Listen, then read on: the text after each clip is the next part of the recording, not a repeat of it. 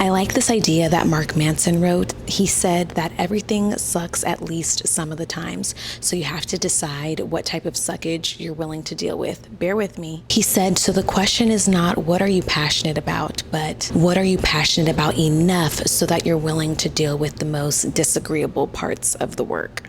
And I think this is true. And as creatives, I think we have to ask ourselves sometimes, are we willing to deal with the bad parts of this so that we can push through to get the reward? Because not everything is going to start off successful.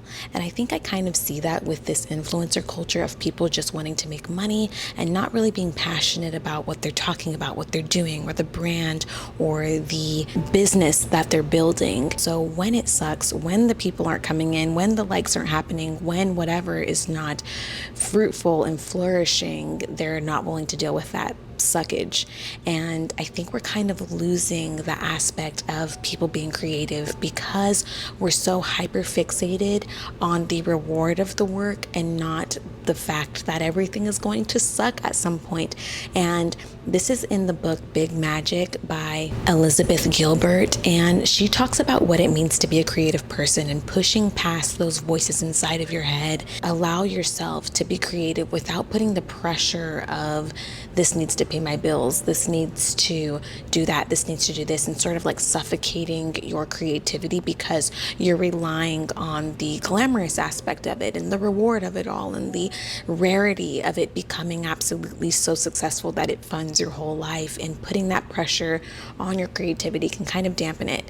So I think that it's just such an interesting idea of what are you passionate about, that you can push through those voices so that you can get that reward, whatever it is. If it's just putting your work out there in an authentic way, being your authentic self, creating something that makes you feel alive, pushing past those negative internal things, that suckage to get to that reward, and to not put your reward in the money and the funding and the this and the that.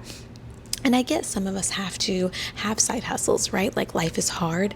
And also, it's okay to be a creative person without you having to suffocate your creativity by putting this enormous responsibility on it. And it's also okay to analyze and look back and say, am I really doing this because I'm creative and passionate about it? Or am I doing this because I'm glamorizing something in my head without recognizing the suckage that comes with this particular thing? So I think that it's just such an interesting thing to think about of like, what am I doing that's actually feeding the creative side of me?